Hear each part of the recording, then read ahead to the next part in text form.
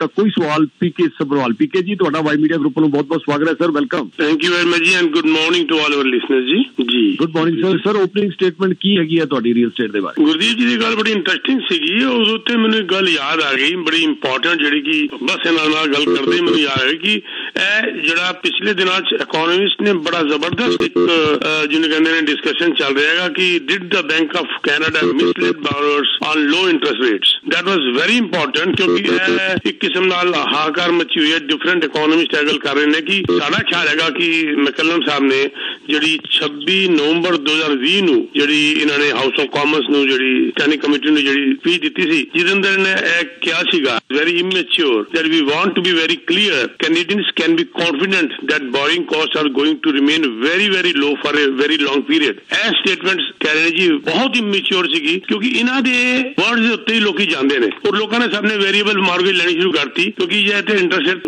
ਲੋ ਰਹਿਣਾ ਹੀ ਰਹਿਣਾ ਔਰ ਹੋ ਉਲਟਾ ਗਿਆ। ਨਵੰਬਰ 2020 ਦੇ ਅੰਦਰ ਇਹ ਸਟੇਟਮੈਂਟ ਇਹਨਾਂ ਦੀ ਆਈ ਹੈ ਔਰ 25 ਜਨਵਰੀ 2023 ਤੱਕ 8 ਵਾਰ ਮਤਲਬ ਇੰਟਰਸਟ ਰੇਟ ਵਧ ਗਿਆ ਫਰਮ 0.25 ਤੋਂ ਜਿਹੜਾ ਹੈਗਾ ਓਵਰਨਾਈਟ 4.5 ਹੋ ਗਿਆ ਔਰ ਇਹ ਮਿਸਲੀਡਿੰਗ ਸੀਗੀ। ਇਹ ਬਹੁਤ ਅਲੱਗ-ਅਲੱਗ ਇਕੋਨੋਮਿਸਟ ਨੇ, ਜਿਸ ਤਰ੍ਹਾਂ ਬੀਮੋ ਕੈਪੀਟਲ ਮਾਰਕੀਟ ਦੇ ਜਿਹੜੇ ਮੈਨੇਜਿੰਗ ਡਾਇਰੈਕਟਰ ਨੇ ਬੈਂਜਾਮਿਨ ਰੀਡਸ, ਉਹਨਾਂ ਨੇ ਇਹ ਗੱਲ ਕਹੀ, ਲਾਇਡ ਸਾਹਿਬ ਨੇ ਇਹ ਗੱਲ ਕਹੀ, ਬੈਂਜਾਮਿਨ ਤਾਲ ਸਾਹਿਬ ਨੇ ਵੀ ਇਹ ਗੱਲ ਕਹੀ, ਕਈਆਂ ਨੇ ਇਹ ਗੱਲ ਕਹੀ ਕਿ ਇਹ ਰਿਗਰੈਟੇਬਲ ਸਟੇਟਮੈਂਟ ਸੀਗੀ ਉਹਨਾਂ ਦੀ ਕਿਉਂਕਿ ਉਹਨਾਂ ਦੀ ਇੱਕ ਹੋਰ ਗੱਲ ਸੀ ਇਹਦੇ ਅੰਦਰ ਜਿਹਨਾਂ ਨੇ ਕਿਹਾ ਸੀਗਾ ਮਕਲਨ ਨੇ ਉਸ ਵਕਤ ਇਨਫਲੇਸ਼ਨ ਦੇ ਬਾਰੇ ਕਿਹਾ ਸੀਗਾ ਕਿ ਬਈ 0.7% ਅਸੀਂ ਟਿਕੇ ਹੋਏ ਹਾਂ ਲੇਕਿਨ ਯੂਜ਼ਲੀ ਇਹ ਵੀਕ ਹੈਗਾ ਲੇਕਿਨ the thing is we are expected to increase them gradually but it will remain less than 2% ending 2023। Benjamin ਤਾਲ ਸਾਹਿਬ ਇਹ ਕਹਿੰਦੇ ਨੇ ਕਿ ਜੀ ਓਕੇ ਹਾਲਾਤ ਉਸ ਬਾਅਦ ਥੋੜੇ ਬਦਲੇ ਪਰ ਓਮਿਕਰਨ ਦਾ ਇਹਨਾਂ ਨੂੰ ਪਤਾ ਸੀ ਨਾ, ਅੱਛਾ ਰਸ਼ੀਆ ਦੀ ਵਾਰ ਦਾ ਨਹੀਂ ਪਤਾ ਸੀਗਾ ਪਰ ਇਸ ਕਿਸਮ ਦੀ ਸਟੇਟਮੈਂਟ ਦੇਣ ਦਾ ਮਤਲਬ ਕੀ ਹੈਗਾ? ਉਹ ਸਟੇਟਮੈਂਟ ਮਿਸਲੀਡ ਕਰ ਗਈ ਲੋਕਾਂ ਨੂੰ ਔਰ ਬਹੁਤ ਸਾਰੇ ਮੈਜੋਰਟੀ ਲੋਕਾਂ ਨੇ ਵੇਰੀਏਬਲ ਲੈ ਲਿਆ ਔਰ ਜਿਹੜੇ ਕਿ ਫਸੇ ਹੋਏ ਨੇ। ਇਹ ਇਹਨਾਂ ਦੀ ਗੁਰਦੀਪ ਸਿੰਘ ਜੀ ਗੱਲ ਦੇ ਉੱਤੇ ਮੈਨੂੰ ਇਹ ਗੱਲ ਯਾਦ ਆਈ, ਬੜੀ ਇੰਪੋਰਟੈਂਟ ਜੀ ਸਰ। ਠੀਕ ਹੈ,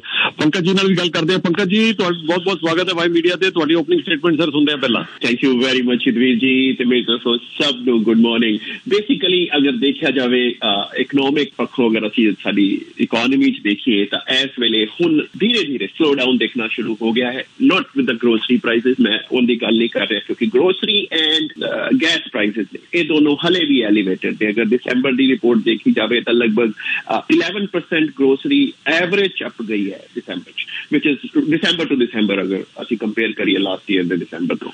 ਸੋ ਉਹਦੇ ਪ੍ਰਾਈਸਿਸ ਹਲੇ ਵੀ ਐਲੀਵੇਟਡ ਨੇ ਔਰ ਉਹਦੇ ਰਹਿਣ ਦੀ ਉਮੀਦ ਹੈਗੀ ਹੈ ਹਲੇ ਤੱਕ।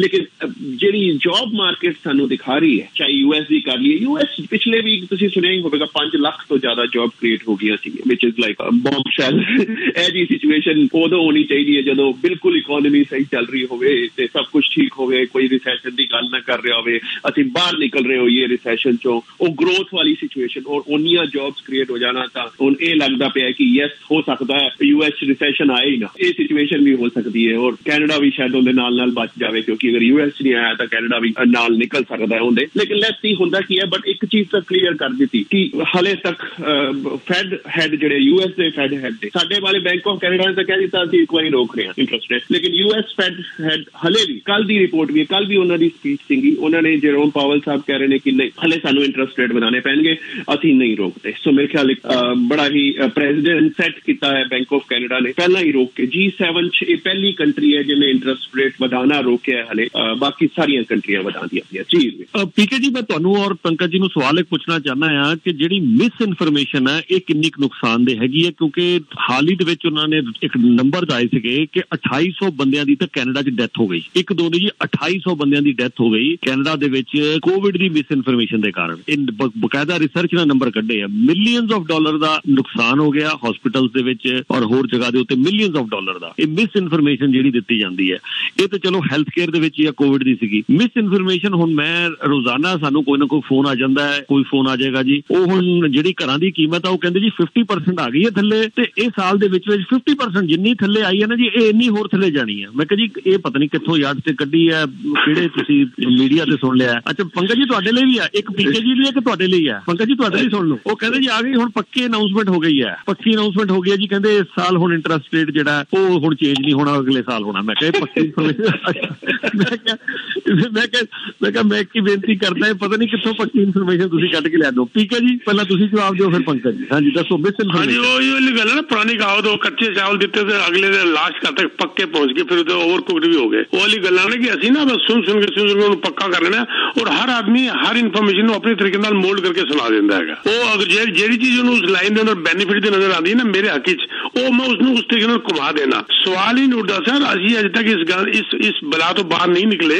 टैंपरेरी रिलीफ है, अज तक कल परसों न्यूज आ रही थी, क्योंकि तुहाडे वाई मीडिया से भी मैं देख रहा सीगा कि भी वो कह रहे हैं कि हुण असी लग रहा है कि सारा इन्फ्लेशन थले आना शुरू हो गया, we are on the right direction. और उन्होंने हुण भी लेटेस्ट स्पीच के अंदर क्या है, लेकिन नाल उन्होंने यह भी कहा कि अनफॉर्चुनेटली मॉनेटरी पॉलिसी सारी इस तरीके काम कर दी है। वो कह रहे हैं असी जॉब मार्केट भी चंगी है, मैं कल परसों की स्पीच ही देख रहा सीगा। एंड मैनू लगता है कि हालांकि असी ठीक रस्ते चल रहे हैं, इस वक्त असी राइट डायरेक्शन हो गया, लेकिन असी हुण भी सब इस चीज नूं ध्यान नाल सुन लैण कि जिस तरह साल तक इंटरेस्ट बढ़ेगा, यू नेवर नो कल नूं की होंदा है, हो सकदा 4 महीने बाद वध जाए। मेरा मन जो कहता है इस वक्त, देखो मैं अपने आप ही की गल दस दिया, या वैसे असी जनरल अपने रियल्टर्स असी गल्लां करने आ, bidding war and bully offers शुरू हो चुकी है। लास्ट वीक में क्या सीगा, मार्केट करंट आ गई है, उसके बाद होर जबरदस्त आ चुका है। सरप्राइजिंगली हाइफ आ गई है रियल एस्टेट के अंदर, $1-1 लाख महंगी प्रॉपर्टी बिकनी शुरू हो गई। मैं नहीं कह रहा कि जी वो वाला टाइम दोबारा आ गया, पर जान आ गई है, क्योंकि 25 जनवरी के बाद लोगों को यह समझ आ गया कि हुण इंटरेस्ट रेट कुछ महीने तक नहीं बढ़ना, कि हुण होर वेट ना करो और कीमत बढ़नी शुरू हो जाएगी। यह चीज जी है सच है, यह ठीक है। और मेरा मन कहता है by summer onward current I गई है, प्राइस उत्ते जाएगा, nobody can stop it. Builders group ने जरा जिन्होंने असी रिस्कॉन कहने उन्होंने कुछ रिकमेंडेशन दी है, ओंटारियो गवर्नमेंट ने कहोगे तो अगे चल के अगले प्रोग्राम में डिस्कस कर लांगे। बहुत शानदार उन्होंने पॉइंट्स दिते हैं, जिनमें उन्होंने कहा है अगर यह नहीं किया गया तो मार्केट इन्वेंटरी नहीं होगी, अग लग जाएगी, कोई घर लैंड जोगा नहीं रहेगा। यह उन्होंने रिकमेंडेशन की कहोगे तो अगले प्रोग्राम में असी डिस्कस भी कर लांगे जी। जी वैसे जी तुसीं गल कही ना, तुहानूं फोन आए ने, मैं किसी का नाम नहीं लवांगा, शायद हो सकता सुन रहे हो। कल मेरी किसी नाल गल हो रही थी, मैनूं कह रहे थे पंकज जी देख लिया जे तुसीं सितंबर तो ना इंटरेस्ट रेट थले आने शुरू हो जाएंगे। मैं पढ़िया हर जगह एवं लिखा हुआ है, मैं कहा चलो तुहाडी मर्जी है जी, हो सकता है इस तरह की चीज हो जाए। बट सिचुएशन ये है युद्धवीर जी, इस वेले साडी जिहड़ी कोर इन्फ्लेशन वो थले नहीं आई है हले। साडी जिहड़ी कोर एक तो होंदी है नॉर्मल जिहड़ी आपां इन्फ्लेशन की गल करदे हां, उस तो बाद कोर इन्फ्लेशन होंदी है। कोर इन्फ्लेशन चो असीं एनर्जी एंड फूड प्राइसेस दोनों बाहर कर दिंदे हां। उस तो बाद उनदी जिहड़ी सिचुएशन है वो इन्नी थले नहीं आई है। वो पिछली बारी जिहड़ी रिपोर्ट आई थी उनदी 5.7 थी। कि इस बारी जिहड़ी हुण इन्फ्लेशन दी रिपोर्ट आ रही है साडी 21 फरवरी दी डेट है। 21 फरवरी वैसे 8 मार्च ਨੂੰ ਵਧਣਗੇ नहीं, 8 मार्च ਦੀ डेट है। वो तो बैंक ऑफ कैनेडा ने कह दिता है कि हाले असीं होल्ड कर रहे हैं, असीं नहीं ਵਧਾਵਾਂਗੇ, चाहे रिपोर्ट जिस तरह की मर्जी आवे ਉਹਨੂੰ ਅਸੀਂ ਦੇਖਾਂਗੇ। इन्फ्लेशन थल्ले आनी शुरू हुई है, बट उस तरीके नाल आनी नहीं शुरू हुई। उन्हां दी एक्सपैक्टेशन ये है युद्धवीर जी कि जुलाई अगस्त तक जांदे जांदे साडी जिहड़ी मेन इन्फ्लेशन दी रिपोर्ट है वो 3% ते आनी चाहिए है। अगर वो 3% ते नहीं आई, क्योंकि बाकी हाले ਵਧਾਣ ਲੱਗੇ ਹੋਏ ਨੇ युद्धवीर जी, ਤੁਸੀਂ बैंक US ਦੇ ਲੈ ਲਓ, ਆ ਜਿਹੜੀ ਹੁਣ ਅਗਲੀ ਜਿਹੜੀ ਉਹਨਾਂ ਦੀ ਡੇਟ ਆਂਦੀ ਪਈ ਹੈ ਉਹਦੇ ਤੇ ਉਹਨਾਂ ਨੇ ਵਧਾਣਾ ਹੀ ਵਧਾਣਾ। ਸੋ ਉਹਨਾਂ ਨੇ ਤਾਂ ਪਹਿਲਾਂ ਹੀ ਕਹਿ ਦਿੱਤਾ ਮੈਂ ਵਧਾ ਰਿਹਾ। ਸੋ 22 ਮਾਰਚ ਦੀ ਡੇਟ ਹੈ ਉਹਨਾਂ ਦੀ, 22 ਮਾਰਚ ਨੂੰ ਉਹਨਾਂ ਨੇ ਵਧਾਣਾ ਹੀ ਵਧਾਣਾ। ਸੋ ਅਗਰ ਉਹਨਾਂ ਨੇ ਉਹ ਵਧਾਉਂਦੇ ਚਲੇ ਗਏ, ਉਹਨਾਂ ਦੀ ਇਨਫਲੇਸ਼ਨ ਨਹੀਂ ਰੁਕੀ ਹੈ, ਉਹਨਾਂ ਦੀ ਜੌਬ ਮਾਰਕੀਟ ਇਸ ਤਰ੍ਹਾਂ ਚੱਲਦੀ ਰਹੀ, ਸਾਡੀ ਜੌਬ 'ਚ 1 ਲੱਖ ਜੌਬ ਕ੍ਰੀਏਟ ਹੋ ਗਈਆਂ, ਵਿਚ ਇਜ਼ ਲਾਈਕ ਅਨਹਰਡ। ਸੋ ਅਗਰ ਆਹ ਸਿਚੁਏਸ਼ਨ ਇੰਨੀ ਸਟਰੈਂਥ ਰਹਿ ਗਈ ਅਗਰ ਇਕੋਨਮੀ 'ਚ ਵਾਪਸ, ਤਾਂ ਜੁਲਾਈ ਅਗਸਤ 'ਚ ਝਟਕੇ ਫੇਰ ਲੱਗਣੇ ਸ਼ੁਰੂ ਹੋ ਜਾਣਗੇ ਜੀ। सो ये सारिया चीज़ां रिपोर्ट बेस्ड ने। अगर असीं रिसैशन चले गए, हो सकता है वो भाई साहब की गल सही हो जाए, सितंबर अक्तूबर की थले आ जाए।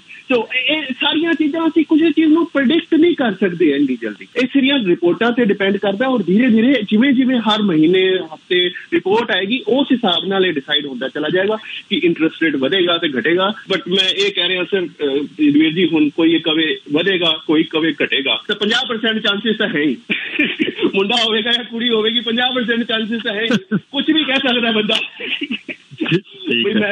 तो वो चीज है, लेकिन ये सारी चीजें रिपोर्ट पे डिपेंड करती। ठीक है जी। थोड़ी जी आजकल डील्स वगैरह कोई मिल रही है, कोई ऑफर्स वगैरह कुछ हो रहे हैं? बहुत ज्यादा। मैं इस करके कहूँगा साहब नूं कोई जल्दबाजी ना करो। मैंने कोई भी कहता है तो मैं उन्होंने कहना जी तुसीं प्लीज पहले आके मैंने पहले मिल लो, जल्दबाजी फोन से पूछ लेंदे ने, मतलब कि फोन से पूछ के वो चाहते हैं जी फोन से करके घर खरीद के सब कुछ फोन से निपटा दीजिए। तो मैं उन्होंने कहना यार मिलियन की गल कर रहे हो तो फोन से सब कुछ कर रहे हो, और फलाना ले लूं अच्छा है, फलाना प्रोजेक्ट ले लूं अच्छा है। अरे यार मैं फोन पे कैसे बताऊं, मुझे कई चीजें देखनी पड़ती होती है इसके अंदर। प्लीज जल्दबाजी ना करो। सब्जी लेने के लिए आप घर से निकल पड़ते हो और मकान लेने के लिए सोचते हो फोन पे ले लें, ये बात समझ नहीं आई। और सब्जी आनी है आपकी $200 की, मकान आना 1 मिलियन का, तो इसको इंपॉर्टेंस दो। मैंने यहाँ पर अपनी अपॉइंटमेंट्स भी बढ़ा दी है, मैंने टाइम भी बढ़ा दिया because of the pressure of the job. लोगों की अपॉइंटमेंट्स मैंने बढ़ा दी है, आप पहले आके मिलो। बहुत प्रोजेक्ट है मार्केट के अंदर, 5% के ऊपर है, ह्यूज डिस्काउंट्स के ऊपर है, एक्सटेंडेड पेमेंट्स के ऊपर है, कैशबैक के ऊपर है, बिल्डर्स ऑफर कर रहे हैं। You will be surprised. आप हमें मिलो, बैठो, हमसे बात करो, फिर आपको पता चलेगा जी कौन सा प्रोजेक्ट क्या आपको सूट करता है। कई बार लोगों में कहते हैं मैं ब्रैम्पटन होता हूँ जी, मुझे ब्रैम्पटन में चाहिए। भाई आप ब्रैम्पटन में इन्वेस्टमेंट प्रॉपर्टी का सिंपल लॉजिक है, मेरा पैसा काम कर रहा है कि नहीं कर रहा, ROI मेरी है कि नहीं है। ब्रैम्पटन हो या मिसागा हो या पिकरिंग हो या कहो, मेरा पैसा काम। हाँ, ये मैं समझ सकता हूँ कि आप कहना चाहते हैं जी मैं 2 घंटे ज्यादा ड्राइव नहीं करना चाहता, 1.5 घंटे ज्यादा ड्राइव नहीं करना चाहता, पर ये तो मत कहो ना कि मेरे घर की नेक्स्ट गली के ऊपर मेरे को घर लेना क्योंकि मेरे लिए कन्वीनियंट है। आपने कन्वीनियंस देखनी है, पैसा कैसे काम करता है देखना है। तो इसीलिए मेरे को मिलो, मिलने के बाद प्रोजेक्ट्स बहुत है, low rise, town homes, semi attach, detach, high rise, immediate closing, long closing, बहुत प्रोजेक्ट हैं, बहुत प्रोडक्ट्स हैं हमारे पास और बहुत उसके ऊपर डिस्काउंट्स हैं। हमें आप मिल लीजिए, उसके बाद हम आपके हिसाब से आपको चूज करके लाके देंगे जी। ठीक है जी। Phone number 647-299-4757. You can text me at this number and we'll call you back.